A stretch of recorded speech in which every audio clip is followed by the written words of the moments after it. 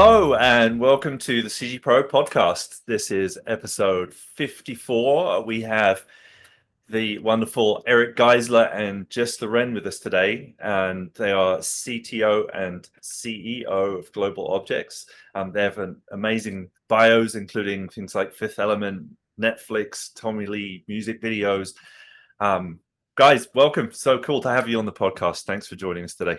Thanks, Ed. I just got a notification on my watch. It was like, join the podcast. I was like, wow, they really got their production level. Go. This is awesome, Ed. We're happy to be here. It's great to have you here, and I'm glad to be pinging on your watch, Jess. So I would love to start this off just asking you a little bit about how you got into this crazy industry, and what were there some kind of early inspirations, some things that made you want to get into film and production? Well, I can start this one. So I've been in this industry for way too long. I started back in the days of photochemical, VFX process. So I started actually as an actor when I was a kid. My parents moved to Los Angeles in the 80s. And all my friends that I was going to school with had all these great acting gigs and were making tons of college dough. So my parents got me into it. And as an actor on set, you really wait and wait and wait and wait. And I just started falling in love with, I would chat up the camera people and the grips and the DPs and the directors. And I just fell in love with filmmaking, from the standpoint of watching these incredible craftsmen do stuff on set live and right in front of you, and then they would start teaching you stuff like what's an aperture, what's an f-stop, how does film get exposed. And later on in my teens, I went to School Art Center and College of Design in Pasadena, and I was taking industrial design, but I just got this bug bit me in the computer graphics lab, and that's how I got started in VFX and computer graphics. It was really early on. It was really difficult to get on machines that were powerful enough to actually process graphics. It was like hundreds of thousands of dollars, right? Just to like sit at a workstation, and then just kept going from there. So actor got inspired more by the production side, and then into the CG side of things. That's right. Any fun childhood actor things of note? Yeah, so I was on a lot of like bit parts on a lot of TV shows, Who's the Boss, Growing Pains, My Two Dads, etc. But I was in a movie called The Burbs with Tom Hanks. I played the paper boy, so I had a very small part in that movie, and just a lot of like Saturday morning special type stuff. It wasn't like, I didn't really like, I had some friends that got some pretty high end roles, but I was just the happy-go-lucky kid next door kind of roles were the ones that I mostly got. And I was honestly really bored on set because, you have a couple lines and you're there all day. You're just waiting to say, gee, Mrs. Robinson, when's the mail coming in? And there's hours on set that you're waiting. And that's where, again, I would start talking to the props and sets guys and the grips and, what is this magical world that takes you guys so many hours to set up for me to come in 5 minutes and say one thing and then get out of there. And that was, I think they didn't have iPads back then. No, there was nothing. I used to get to, my agent used to page me. I had a pager. That's how long ago this was. I would have a pager, and I would get it, and I would go to a payphone and call my agent, and I would, you got to go to this address. And you would write it down on a piece of paper, and you'd open up the Thomas Brother Guide to figure out where in LA you had to go. It was like a map.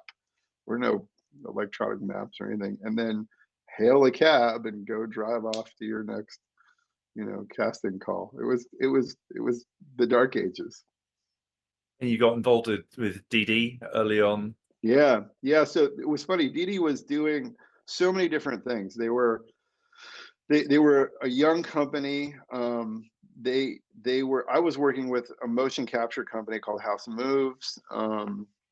It was really funny because back then if you knew the software, like if you knew how to use, so this was Alias Power Animator. It was a precursor to Maya, right? And if you knew the software, your name got put on this list called the Alias list. And based on just your name being on the list and the fact it was like, if you know how to use a word processor, you're a writer, you're it. Like that was it. There were so few people that had access to this stuff. Because again, Power Animator at the time was, I think, 45 grand for the license, and the machine that you're running on, the Onyx or the SGI machine, was entry level was like 45, 50 grand. So you're like in for 100K.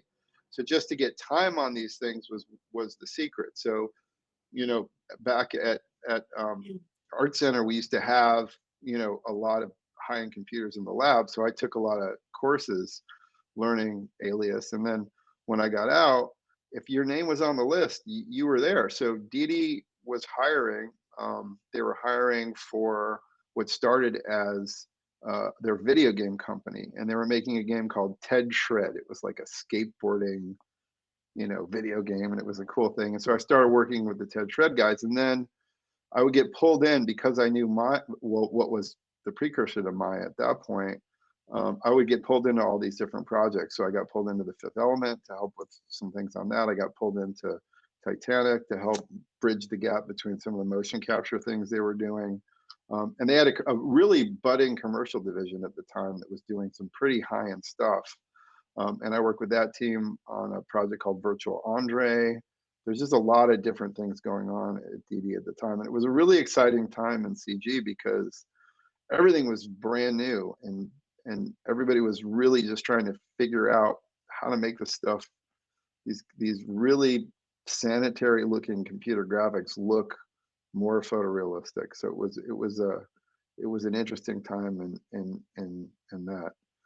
And then afterwards, you know, left ED, did a bunch of freelance work around different houses, you know, the Post Group for a little while. I went to a place called Composite Image Systems, CIS, worked with Metrovision, like just a ton of different places, all over town, because it was so different. I worked on various computer graphic systems, from Symbolics to, you know, Power Animator and Maya, just a bunch of different stuff. So, and back in the early days of film scanning and recording, I got really intrigued with that. Worked on the really early flames, right? So the early compositing system. So it was really cool because nowadays everything is very, you know, compartmentalized. You're either a compositor or, you know, a 3D generalist, but back then you kind of had to do everything, right? It was like it wasn't formalized as the way that it is today. So that was fun, like watching the world switch from a purely film acquisition to digital film to purely digital. It was great. That's cool. I guess we're back in another one of those moments in some ways. Jess, tell us a little bit about your journey. Yeah, so I just freshly new to the entertainment industry, got in 2018 through good old nepotism. So Erick, full disclosure, is my partner in business and in life. I came from the tech sector, started and sold my first 2 companies before the age of 30. I had a Groupon's first competitor out of Chicago, and then I had an experiential marketing company that was acquired by a larger experiential company. And then I kind of just, you know, hung out, bought a boat, did some shit, met Erick in Vegas at NAB one year, and moved out to California. So that's how I wound up in the entertainment sector. But as an entrepreneur and doing all the things that, you know, entrepreneurs do about having big ideas and wanting to create big things, you know, Erick and I have been dabbling in the field of virtual production for a number of years now. And I said to him one day, I was like, okay, we're building all these walls, and, you know, you spend all your time in visual effects, like making shit blow up and, you know, whatever it is you're doing. But like, where on these walls, where's the library? Like, where can I press the button and be in Egypt? Or where can I press the button and be in the south of France? And he's like, oh, no, that does not exist. And I, you know, me being the tech entrepreneur, I was like, okay, well, let's make it happen. So that's our current initiative with Global Objects. Is we are building the highest highest fidelity library of assets to use in virtual production on the Vision Pro. And there's so many other applications that we see from cultural preservation to education, et cetera. But yeah, I'm an entrepreneur, mother of three. Eric and I have, we had 2 pandemic babies. So we have a 12-year-old from Eric's previous marriage, and we have a 2 and a 3-year-old, Gray and Sloan. They also have agents. So Eric made sure that they got into the business. So they are gotta make that college tuition. They are very They got to make it themselves. They're very gotta earn if you're going to be in this family. Yeah, we do say that you have to earn in this family. So we got them in, and if you didn't know, tax benefits, you can like pay your children to start saving for them, like up to $12,000 a year. So we just throw them into projects and make them work, and it works out, for us. So yeah, me, entrepreneur. Now I'm in entertainment. We created and started, or we founded and started the Production Summit, which happened 2 weeks ago here in LA. If you're unfamiliar, it's kind of the tech sector meeting production community. And again, that's kind of bringing in my tech roots, working in that side of the world. And, in film and everything we're doing in CG, et cetera, and virtual production is all very much enabled by technologies. So bringing in these Microsoft AMDs, NVIDIAs, Unreal, et cetera, has really been my goal to help the communities grow and learn and teach people more about virtual production or AI or what does this all mean. So I'm a community builder as well. A good one as well. Yeah, the Production Summit was great.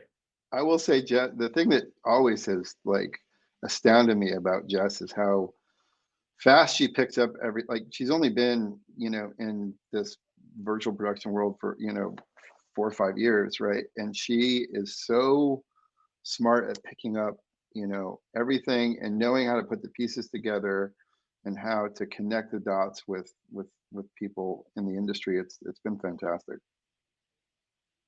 You guys are a force of nature together, and it's always really impressive to see what you put together and how many things that you run and the extent of the innovation. I'm always finding out new things that you're involved in. How did you get started in being an entrepreneur? Is it something that kind of caught you from a young age? Did you?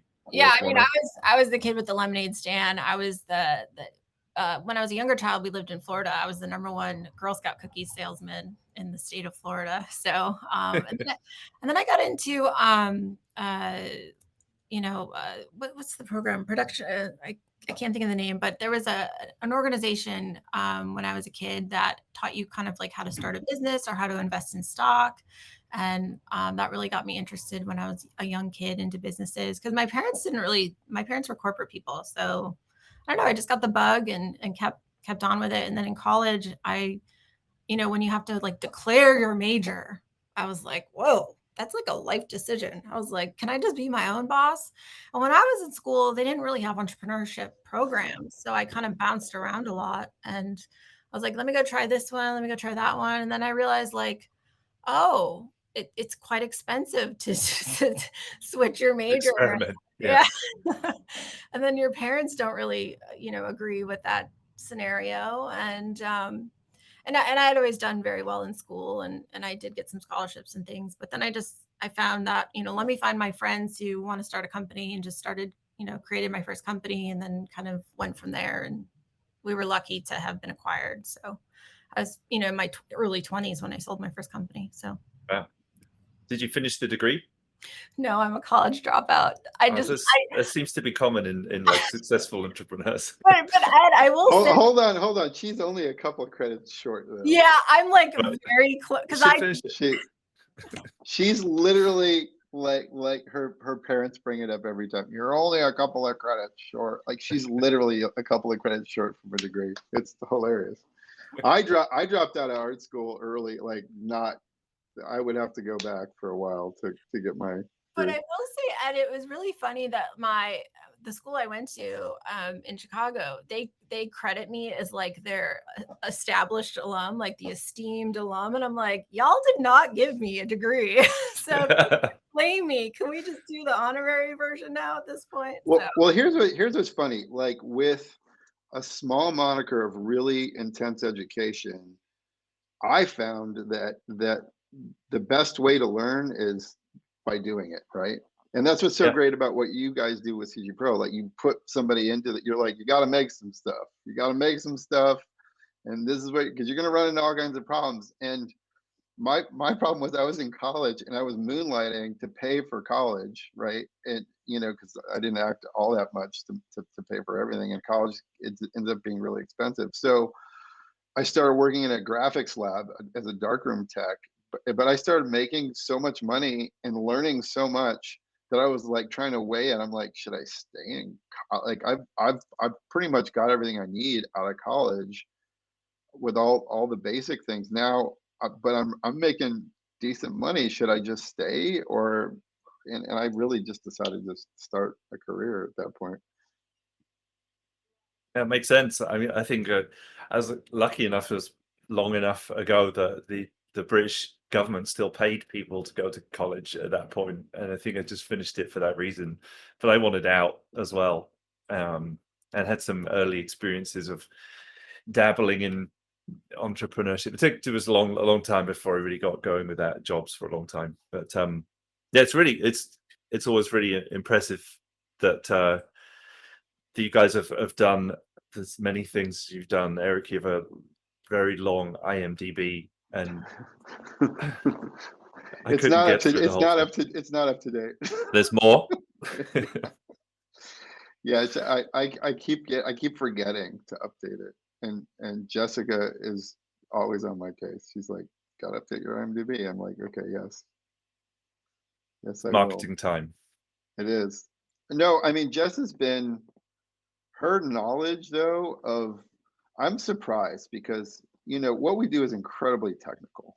It's very technical, and it's there are, and we need more strong female leaders in this community, because it's really dominated by dudes, and it's Jess has blossomed in this community, and she picks up all of the stuff sometimes quicker than I do sometimes, because I'm the old dinosaur.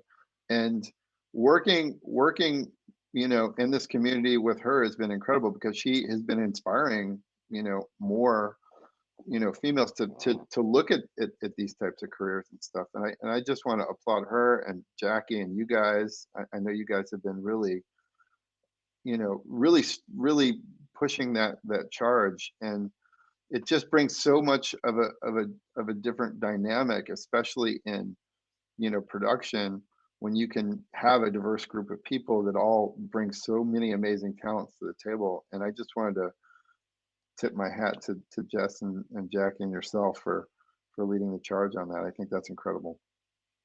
Well, thanks for bringing that up. Yeah, it's important to us as well. And we started a non-profit around diversity and trying to get more more women, more people of different ethnic backgrounds, just because of the issue that you mentioned is too many white men like us in the old white dudes. Yeah. Old white dudes. It really is.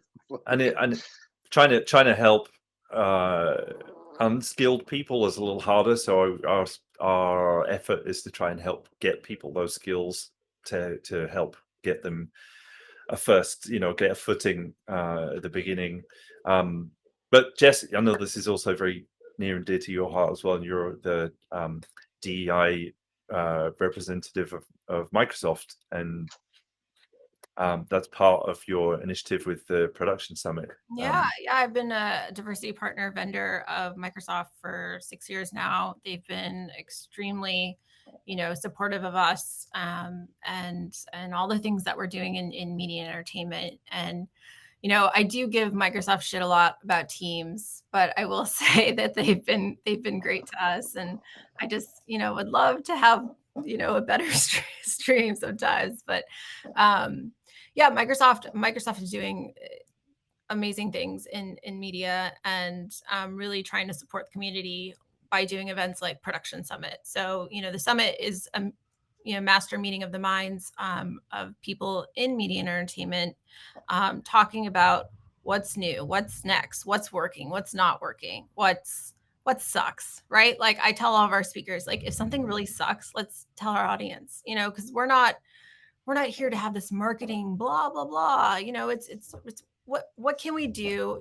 Production's all about fast, on time, on budget, right? Like, and what are the tools that we can use to make these things happen? And a lot of those tools are, created by Microsoft or AMD or NVIDIA or, Unreal, et cetera.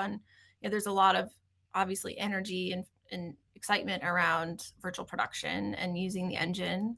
And so I have bridged the gap of making those connection with those companies to bring our community, M&E community, together with the tech behemoths and bring it down to a level where you can find out what's working and what's not, and the tools that you can get from anywhere.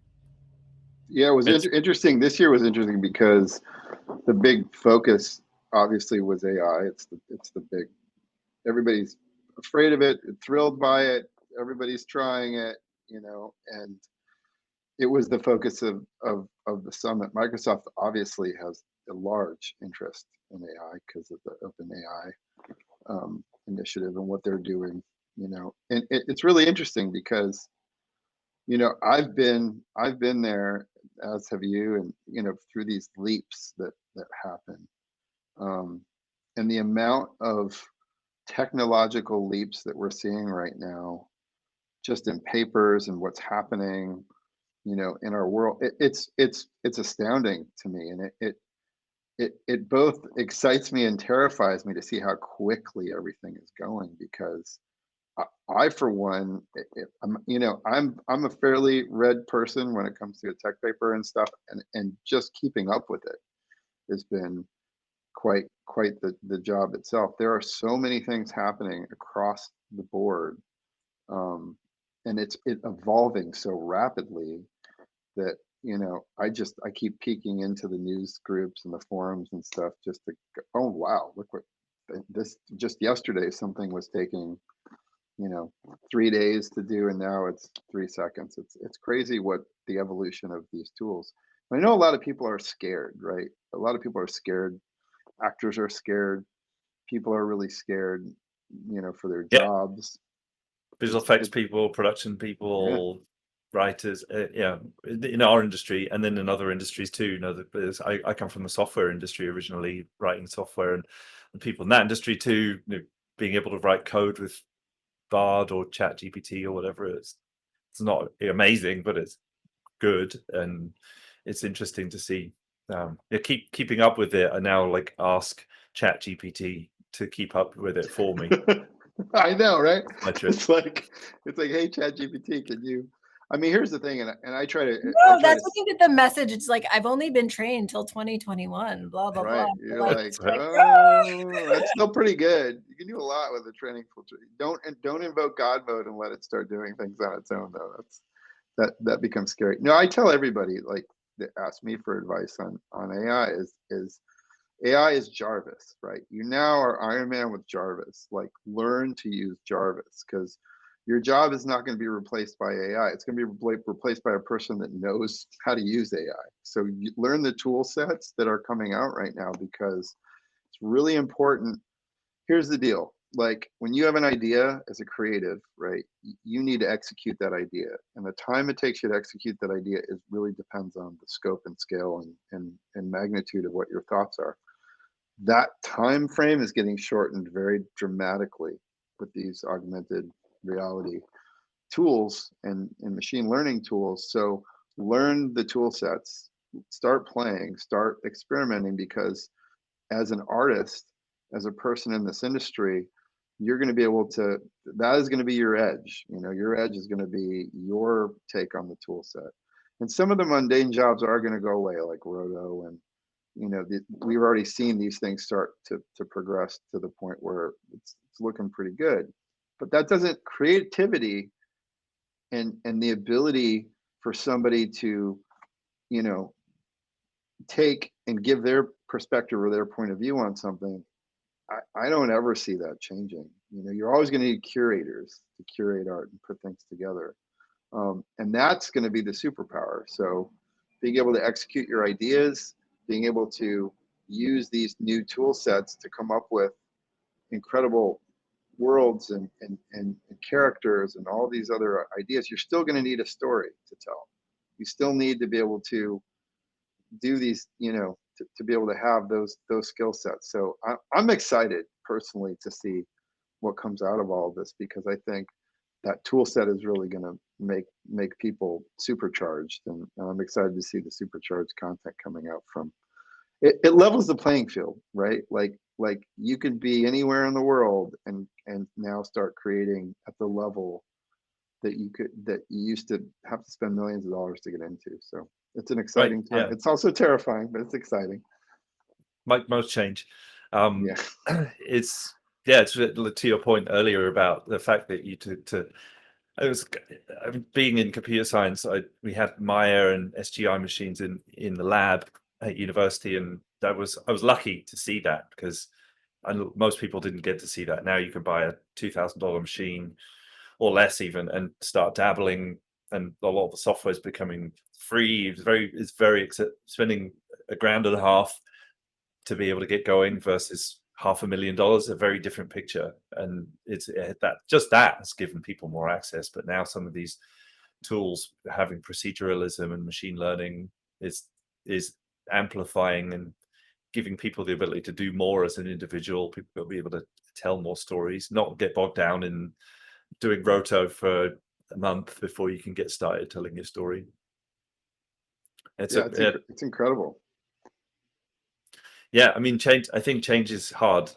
It's just. I remember at the production summit, I think Phil said something about it on his panel. Said, humans aren't really very good at change. We're not, even if we kind of welcome it. We're one of the crazy, curious entrepreneur types that you kind of like it. Your biology doesn't. It fights you on it.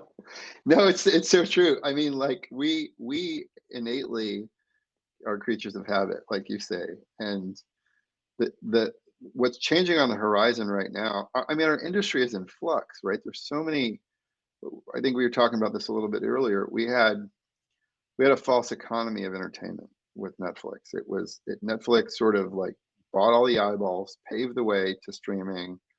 When they started, they were shipping CDs in the mail, and then they started this little streaming thing, and I call it a baby dragon. Like the studios were feeding these little baby dragons with content, and then they grew up, and now they're these giant behemoths. And the problem is this ecosystem for us right now isn't sustainable. It's like Uber, subsidizing your rides in the beginning. Yes, it's cheaper and better than a taxi, but then now your rides are like more expensive. And so we're in that era of change right now in our industry. And a lot of people don't know what's going to happen, because the current way that streaming is happening is unsustainable financially. And the buck has now stopped. Everybody's like, okay, we're going to have to cut costs. We're going to have to figure out what we're going to do. So the need for these tool sets, and I don't know if anybody caught this in the news. I sure did. As these strikes are happening, each of the studios are putting initiatives in towards generative AI. It's starting up. So they laid off a bunch of people that were doing the stuff they were already doing. Now they're investing in generative AI.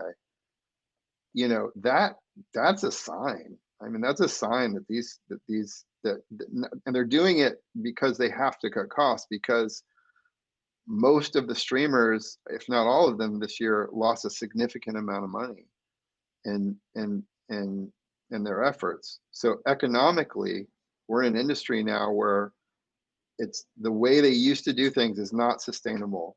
And now we have to figure out ways of doing things that are going to be more economically sustainable across the board. And that means a drastic cutting in costs. So they're betting on generative AI to help cut those costs. And I find that an interesting trend. Yeah, it's going to be interesting to see where it goes, for sure. I don't think anyone's probably got a crystal ball. We just happen to be building some things to help cut costs. So tell us. Yeah, well, I think, we talked about global objects at the top of the podcast, but, the example was how do we press the button to go into an immersive world? And in virtual production, I guess you could say we're trying to democratize it a bit. It's very expensive to build these levels and go into these environments. And we're, trying to launch a library and working with studios and other virtual production companies to build the highest quality asset library for use in virtual production, use in Vision Pro, et cetera. So, and also use on like the app you talked about, LightCraft. So LightCraft is a technology that Erick's been involved in. You can use it on your phone. You can download it now. So if you're, looking for something new or want to check out a really cool tool, download LightCraft and check it out. So some of our environments are going to go into that app. But I think, as a whole, virtual production, ICVFX, like everything that we're doing and the technologies that are happening is going to make it easier for anyone in the world to get into being a filmmaker, and having these tools on their phone and having these tools that are not, so high price. I mean, Erick, what were you telling me? To buy a camera back in the day was like insane amount of money, and now you can get I mean, look, we're talking about barrier to entry. Yeah, they were hundreds of thousands of dollars to get into a camera system that you can get ostensibly for $1,200 today. Yeah, well, now you can just shoot on your phone, right? Like that's what LightCraft is. You can do a lot of it on your phone, but then Blackmagic is a great, great avenue into getting to a couple $1,000 camera that has amazing, output. So, but yeah, Global Objects, we're creating this library and, just starting from there, and LightCraft as well. Yeah, LightCraft. Oh no, it's LightCraft Jetset. Sorry, LightCraft Jetset. Yeah, I'm just letting Jack so we can put a link in the bio. Yeah, so, I honestly I do think you're right. The problem with virtual production right now, from a it's a barrier to entry issue, right? So we have like, these stages are really big, they're really expensive to build, millions of dollars, right? Just to amortize them and get into them is very expensive, and then to build these sets, from scratch is really difficult. And it isn't really a library, like Jess pointed out. There's not really a library of things that what makes virtual production really economical from a shooting perspective is the ability to change sets on the dime, right? If you can go in, you don't have to do a company move, you don't have to move this amount of people from A to B to C to D. I mean, you do a company move in a day and you're losing so much time. So there's all these strengths to virtual production, but you have to have your stuff together before you get to set. So if you need 7 or 8 different locations, you need to have those locations ready to go, and that can be a daunting task. So that's one of the reasons we started Global Objects, because there's going to be a need for these environments to exist, of existing places. Quixel is great. They'll give you a leaf, and they'll give you some dirt, and they'll give you a scan of a thing, but nobody gives you a set that's ready to go at a certain quality level that can work for visual effects, because those are the most demanding, the highest end, all the way to work inside of an app like Jetset, or something like a Vision Pro or something like that. So that's sort of like the impetus behind what we're doing. We want to create collections, full sets of very high quality assets that are usable inside of a DCC like Maya or 3D Studio Max or Blender, all the way to a real-time environment that's completely optimized for real-time. And the highest quality capture, we're talking high-end LIDAR, photogrammetry, PBR capture of materials to get all the specular and reflectance data. The highest, because we do this for visual effects movies, and we spend an awful lot of time, and there's no real digital backlot of this stuff that exists. And it would really help productions to be able to go and have, a courthouse, a police station, places that are difficult to get in and film, and be able to have those sets that are like standing sets ready to go, that anybody can use in their productions, and even dress and augment and change. One of the founding things that we're, the principles of our collections is that we're building as many things procedurally and parametrically as possible, so that change is automatic. And if you need to change a parameter, parametric just means if you change a parameter, it changes the entire set. The way that things are derived right now is they're very fixed and rigid. If you have a room that you've scanned, it's that room, and that's the way that it is. But what if you want that room to be 4 feet wider and 2 feet higher? Well, now in a parametric scenario, all the texturing data and everything that you've done just goes with the flow. You can make it as big or as small as you want to. You can also generate things procedurally, so you can create buildings and interiors and furniture and all of these different things that have values built into them, so that they can change dynamically as you need them to, for your production. So I think that's really a differentiator between what we're doing in like a Turbo Squid or a Fab.com. And I'd want to say, so we did our raise just recently. So we are just getting started, and we're looking to release, a collection starting in January of 24. So we're not quite there yet, but we are aggressively working on it, and looking to have a library ready by first of the year. So amazing. Yeah. Is there anything you're looking for, like people or anything that you can ask? Yes. Ask I mean, the audience. Go ahead, Jeff. Oh, we posted a quick ad on LinkedIn, and we had like hundreds of people from all around the world apply to be an artist for us. So the appetite is there. So if you are the best of the best of the best of an artist, and you feel like you can truly create the highest level of fidelity worlds, then reach out to Erick and I, because we are looking for you.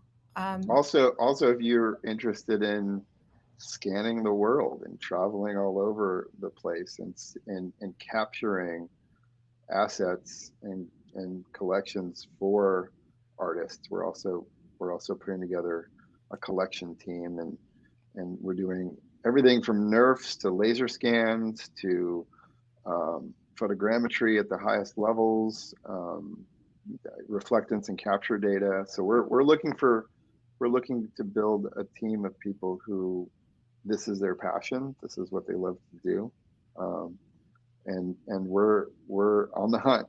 So, and I would also say, so we are here in Southern California, and a well-known bowling alley I saw on like a Facebook mom group is shutting down, and our team was able my childhood bowling alley, by the way.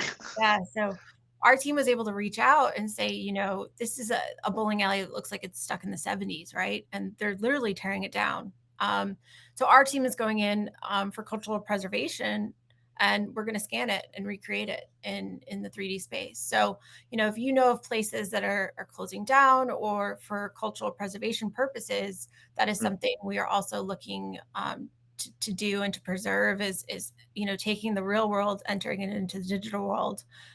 For instance, one of the places we're talking to is the Vatican. The Vatican has this magnificent property, Vatican City, inside of Italy. And, the church is a bit slow to move, but I will say, we've been working directly with the Vatican Museum team and with the Pope even to scan the churches and the properties and the antiquities. And so it's a really exciting mission and goal that we have, to scan a certain amount of the world. I was talking to Erick this morning. I said, 71% of the world is water, 29% of it is earth, like dirt. Of that 29%, a third of it is the desert. And then a certain percentage of it is farmland. So what we wind up with is about 14% of the earth is what we as humans inhabit. And I was like, all right, Erick, let's figure out, this is the nerd part. Let's figure out how many square miles of the earth we can wind up scanning within global objects. So that's something we're going to work on and figuring out. But it's very exciting what we're doing. And if you have connections, we'd love to hear about them for scanning purposes, cultural preservation. There's like 1,500 UNESCO world sites. I also have a goal of like scanning a lot of the UNESCO world sites for the cultural preservation purposes. So yeah. Very cool. Oh, if I wasn't running a school, I'd put my application in on this podcast. Sounds fun, right? It sounds amazing. Travel, computer graphics. Yeah. Everything. You know, it's interesting. Just a little note, because we went and we did a tour of the Vatican. They have, you would think it's like the artwork that they have is all religious. They have the largest collection of art in the entire world, from Egypt through to like every sort of artifact they have there. And that was stole more art than the British. Stole more art than anybody else. Like each pope had to like outdo the next pope. So they were like, I'm the pope that likes Egyptian artifacts, and I'm the amount of stuff that they have there, and this is what's on display, and they have archives upon archives upon archives. It's incredible. Like, we were in Rome, we spent an entire day at the museum and then another day at the basilica. It's crazy. It's awe-inspiring when you walk in to see that stuff. And I would say, Ed, you were asking about entrepreneurship earlier, is I feel like so many people are just afraid to ask for things. Like, we are a brand new company, right? Like, Erick and I obviously have accolades to our names, but you know, we made it to the Pope already. Like, no, like here, like, I can't show you our contact, but our contact is sitting there reviewing our proposal with the Pope.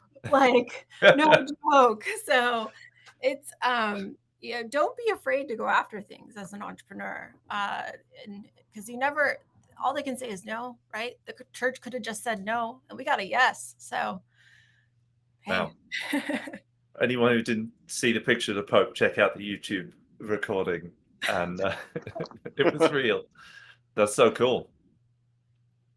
Yeah. So, I wanted to say, very encouraging as well. We were talking earlier about, you know, how fast technology is changing. So a recent story, and we actually talked about it at Production Summit, is we're working on a show, and we've been flying back and forth from Trellis Studios in Atlanta. If you're unfamiliar, it's the old Pinewood.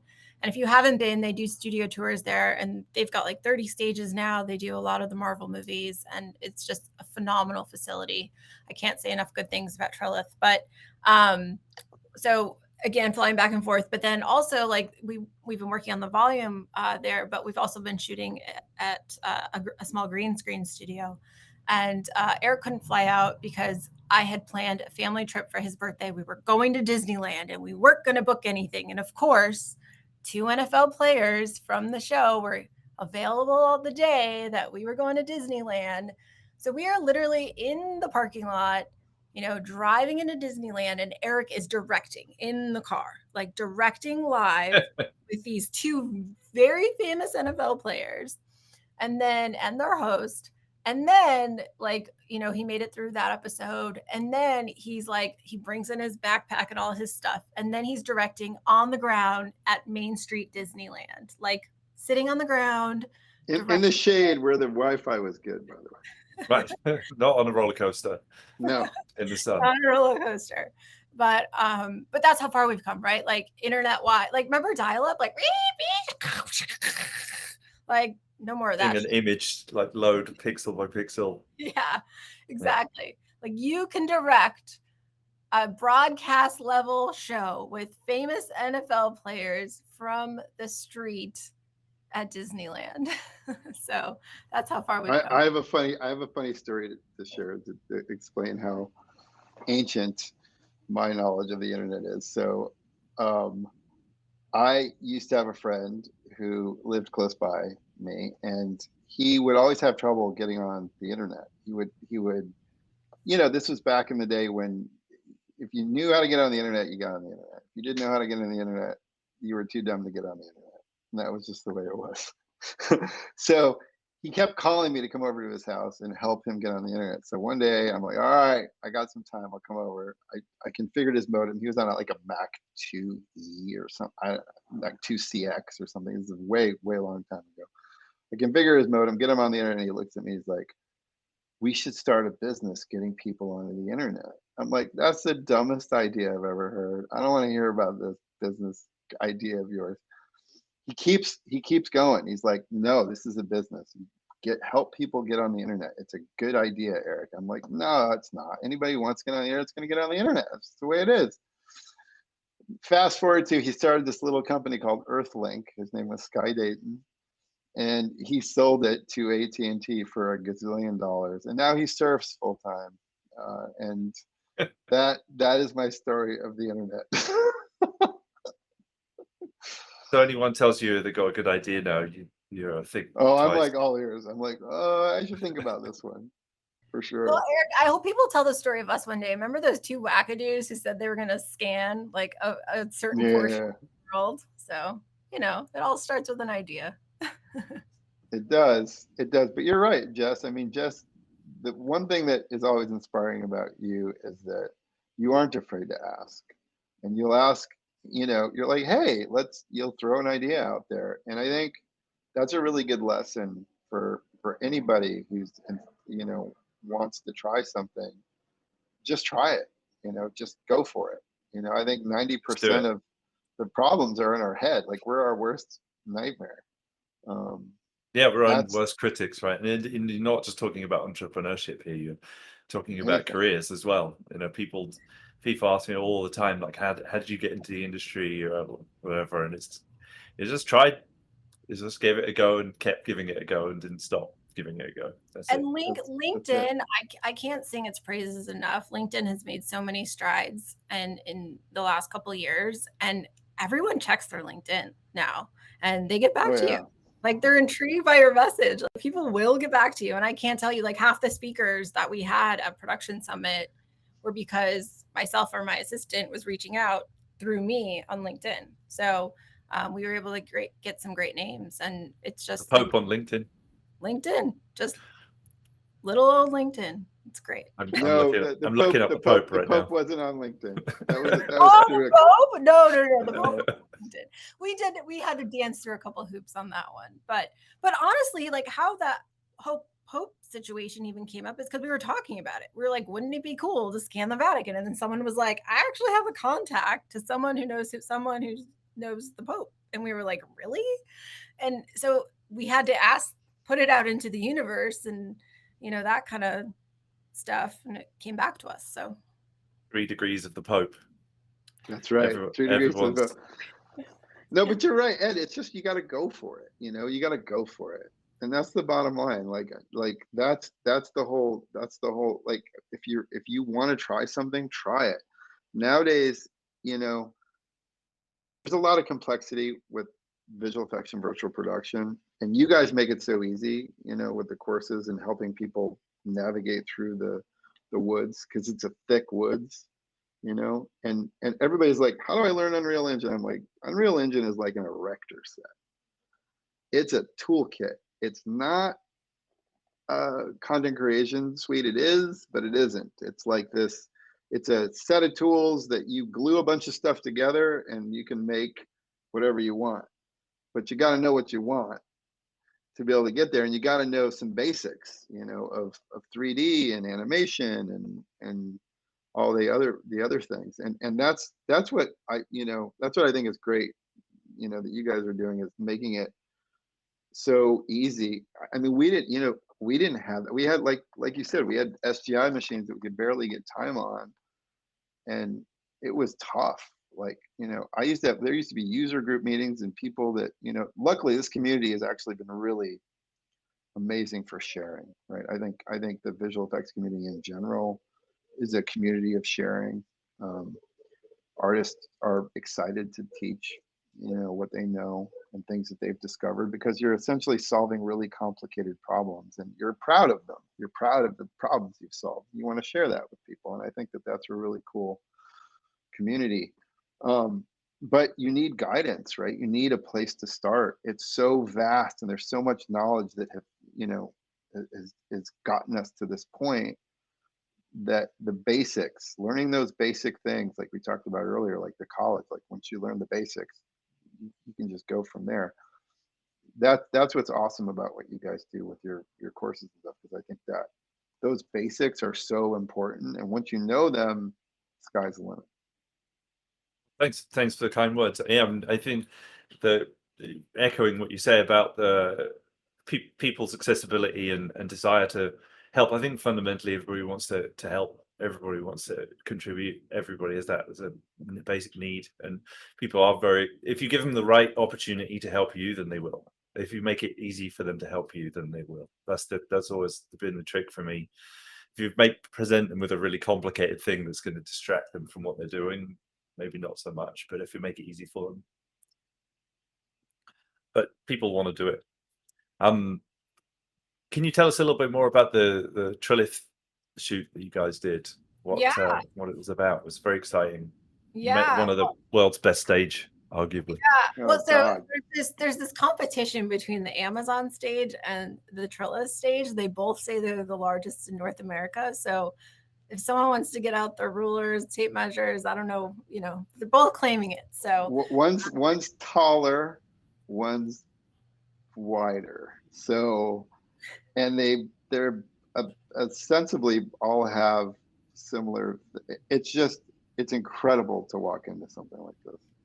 Yeah, I mean, we're very lucky to have been in a situation. Erick was creative director of a show called Sports Science for many years with John Brinkus on ESPN. And John came to Erick and said he wanted to do the next iteration of that show and calling it the GOAT code. So GOAT standing for greatest of all time. So the first iteration of first 20 episodes essentially is we're doing it with NFL Hall of Famers. So we have, I mentioned earlier in the episode, booking these men has been a challenging task, which is why you wind up directing on Disneyland.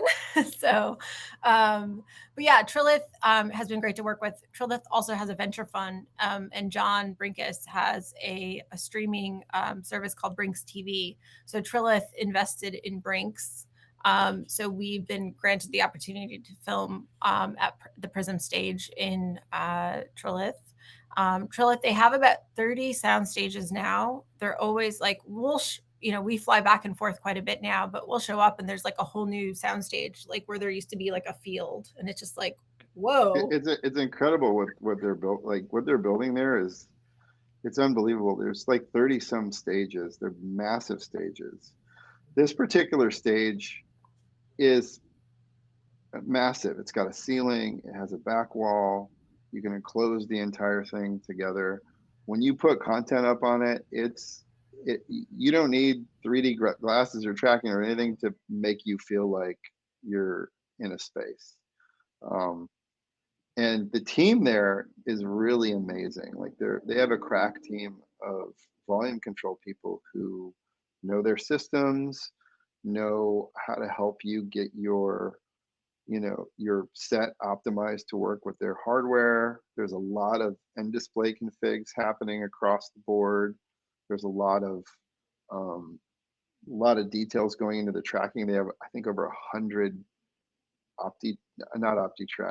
Vicon cameras that are constantly tracking. We had multiple. It was really tough because we had multiple cameras. So we had 3 cameras rolling simultaneously, one on a techno crane and one on a Dana dolly and one on sticks. And you've got like frustums flying all over the place. You've got frame rates to keep up with on all this stuff.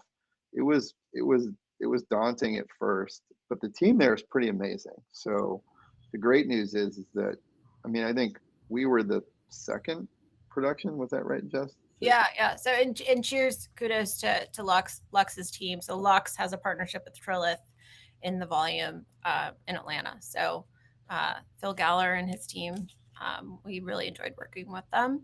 Totally amazing, yes. Amazing team. Yeah, it was pretty incredible. Do we have anything we can show, or are we still? We showed that on another. Oh, okay. And said no photos, but but continuing on in Trellis, they also have built this town on the lot. So think of like Pleasantville. Think of like the most well-groomed homes you've ever seen in like a film, and then it's like real life. And people buy houses on the lot, and then they have like this whole little community of like restaurants, and like they built a school. So if you really want to immerse yourself into like living on a studio lot in Pleasantville with like a perfectly groomed home, Trellis is your space, is your place. Like, so we actually had the president of the studio speak at Production Summit, Frank Patterson, and Frank like gave us a personal tour of the property, and like Frank like lives the dream because he has his mom live in one of these like Pleasantville houses like on the lot. It's just great. You would never imagine this like in the middle of Atlanta, of this mecca for movie making. It's incredible. I mean, they got a proper pub, they got a yogurt stand, they got, I mean, they have everything. Yeah, everything that like a proper pub. You know, you can get a pint. It's just incredible. Like everything they have there. I've been to like you, Ed. I've been to like every horrible studio space that there has probably ever been all around the world, from New Zealand to India to every place that calls themselves a stage, right? And they come in a studio, they come in all shapes and sizes, from a tin shack to, you know, proper stages. And this place did it right. Like they've got incredible facilities, and incredible backlot areas. It's awe-inspiring, especially this virtual production stage. This is so big. Like you walk into it and you just, but I do want to nod my head at Amazon Studios too. Amazon's got a great stage here in Culver City. Amazing stage. Like those are the two stages that you walk in and you go, wow, like this is crazy. I mean, these are bigger than the Mandalorian volumes. You know, they're giant, massive amounts of pixels. And they can't run them too bright because it gets hot in there, you know. Like, yep. Makes me wonder sometimes when you go in them, the good ones, when they feel, you start to feel like you're actually there, whether there will become some, I don't know, like in-person VR without the headset kind of thing. Like they'll do other kinds of experience, and it's probably not economical to do that, but it would be cool. I mean, maybe for like a ride type of a thing. The only drawback to any of these giant volumes, I will say, is the acoustics are very odd. When you walk into something that big with that many flat surfaces all aimed at one there's this like sweet spot that you can walk in the center, and it's like the magical acoustical echo location where you can literally hear anything in like a pin drop in the building in this one location. It's crazy. Like the Whispering Gallery in St. Paul's Cathedral in London. Exactly right. But you said a very key word there, Ed, is experience, right? Imagine being an actor and now being immersed into the world that you're acting in, and not having to be on a string hanging on a green screen. You know, it's like these actors really now have the ability to immerse themselves into these experiences. So I think, you know, from a technological standpoint and from storytelling, we can really get some amazing performances, you know, with these technologies moving forward. Because the actors can feel, they can see, you know, what they're acting in. And I think that's going to be really amazing as more producers start to, you know, because really it all comes down to like people like me, like the producers, like, can we make the budget work? And, you know, we got to move all that shit that was in post. We got to move it forward, put it in prep, you know. So there's a lot of things that are happening in the industry where, you know, directors, producers, et cetera, will start to adopt this technology. And then I really, truly think that storytelling is just going to become even more elevated because the actors can be able to be immersed into their environments. Yeah, all the filmmakers, right? They all get to kind of, they're not always necessarily playing in the volume, but there is a mode where they can play in the volume and figure out the story in that mode, and not have to do dailies and notes and all of the kind of old school way we've been doing it forever. Yeah. Yeah, no, it's an exciting time. And speaking of some of the tech, can you talk a little bit about the LightCraft Jetset and what that is? Yeah, sure. So Jetset came about from a conversation that happened about 4 years ago at NAB, 5 years ago at NAB. So we were speaking at an Avid conference, and we ended up meeting with the LightCraft guys, because the founder of LightCraft, Elliott, he had gotten his VC backing from the gentleman that started Avid. So, and he was the founder of Avid. He was the guy that created the first editing system for Avid, and that really was how we got involved in it. And at the time, Jetset was a really, it was complicated because they were using a system that allowed them to, it was pretty much virtual production the way that it is now. It was a camera with a tracking system, like a Stipe tracking system. And it was very cumbersome, and it was shot on a green screen, and you could have an Unreal Engine environment, much like we do right now. And they're like, what can we do? What can we do that's, you know, a differentiator? How can we be different? And it just hit me in a conversation. I said, you need to put it on this, because if you can put it on this, then you put it in the hands of everybody. And they were like, oh, that's interesting. And it took a couple of years of back and forth and testing and all kinds of other things, but eventually they got a prototype working, and then we started testing with it, and then we ended up doing a proof of concept, and it just grew from there. And Ellie and their team have been amazing. I mean, the stuff that they're now able to do on the phone itself, because you have you have like a supercomputer in your hand, right? Now, with the hardware and the things that are in this LIDAR tracking and multiple cameras, you can create a virtual set. You can run the set in real time. You can shoot and then take all that data and bring it back into Unreal Engine or Blender, and have what used to take weeks in the visual effects world to take a camera to track it, to get depth estimation and rotoscoping, all that stuff just automatically happens. And for I think it's like $90 a year to use this piece of software. You can then, you know, start creating and start experimenting. And the amount of, and it's based on the USD, universal scene description. So if you create an environment inside of Unreal or inside of Blender or inside of something else, you can pack it into USD and get it to run live on the phone. You can see what you're doing while you're doing it. Some of the development roadmap that's going to be interesting is we've created a way to calibrate the phone to an actual cinema camera, and to take the output of the cinema camera and put it into the phone, so the phone and the computer of the phone can use an image from a cinema camera. So that's coming in the near future. We call it Jetset Cine, and that is going to be very soon. I mean, I've been testing with it for a little while now. It's getting close to being ready to go. And what's cool is you're going to be able to download animation.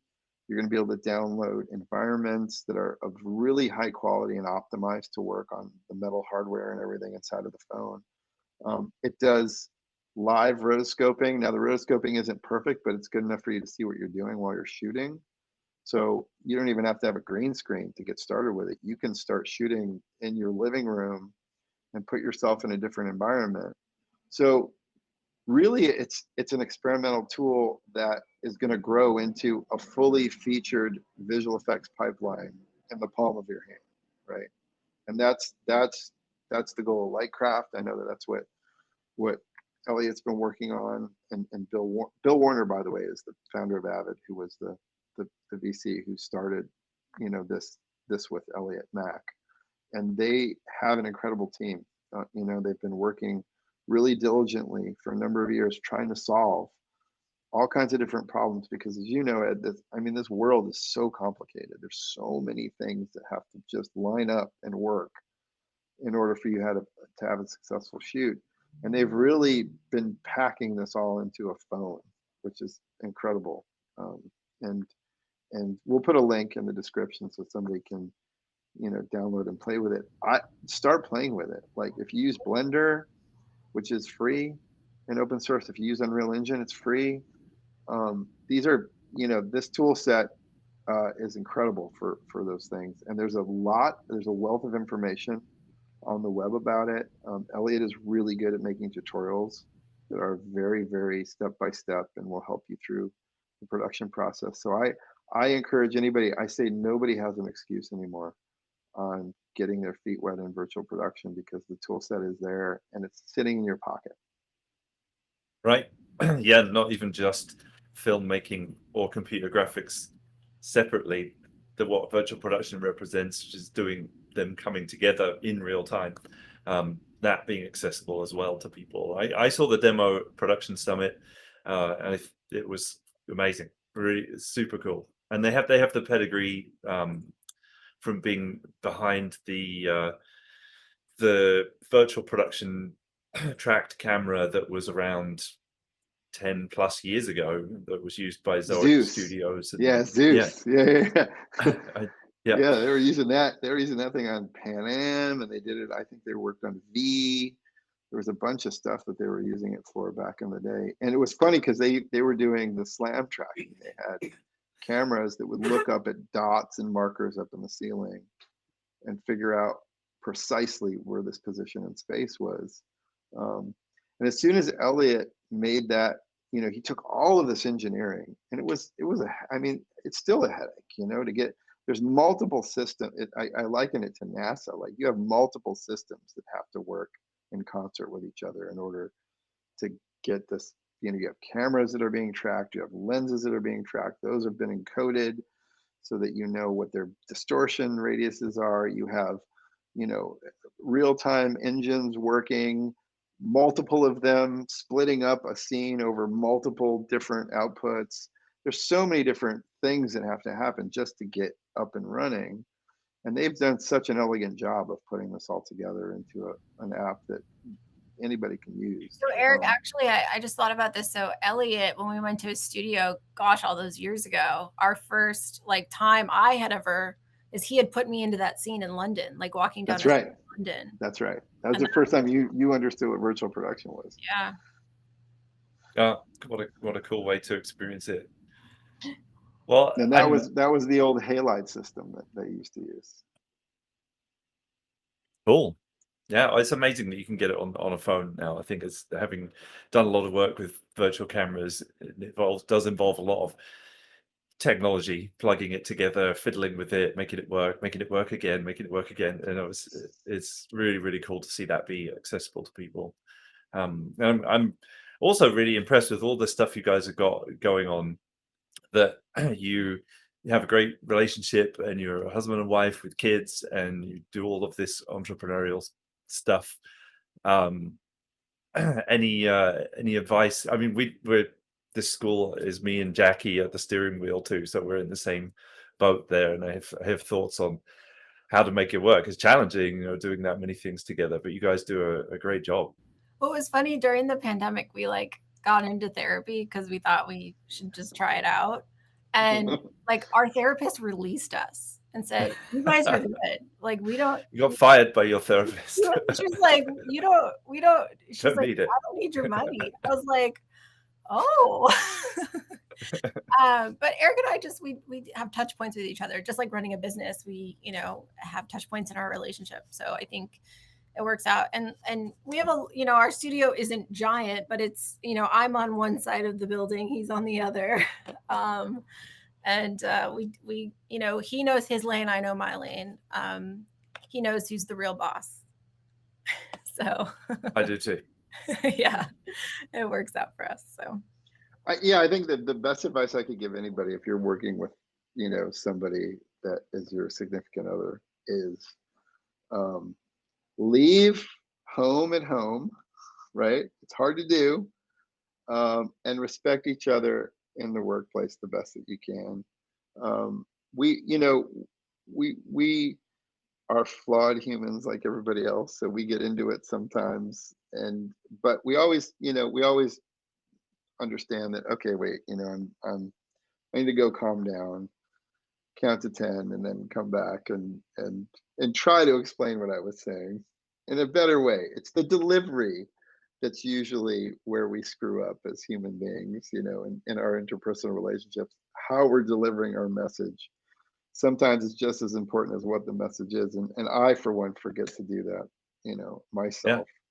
So me too. If I go gather my thoughts sometimes, come back and go, listen, this is really what I was trying to say, Well, sometimes you get so nerdy in your descriptions, like you act like I should just know this shit. And like, so what I've come up with now is like, are you smarter than a fifth grader? I'm always like fifth grade me. So he'll like, bring his technical knowledge down to a level that I can understand.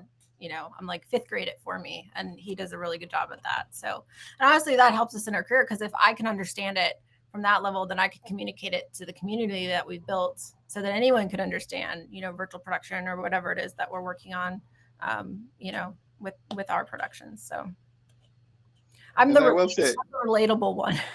You are, but I will say this. The other thing that you do, like Jess said, you figure out your lanes. Like, what is Jess really good at? What am I really good at?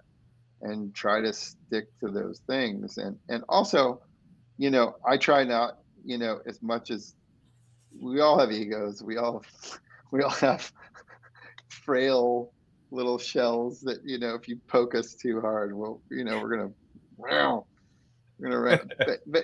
at the end of the day, we're both in it to win it, and I want to make sure that anything that I can do to help her be the best version of her, I'll do that. And she does the same for me. She's always trying to make my dreams and goals come true. And I think it's important for both people to try to do that for the other person, to try to, what can I do to help you achieve your goals? And they'll do the same for you.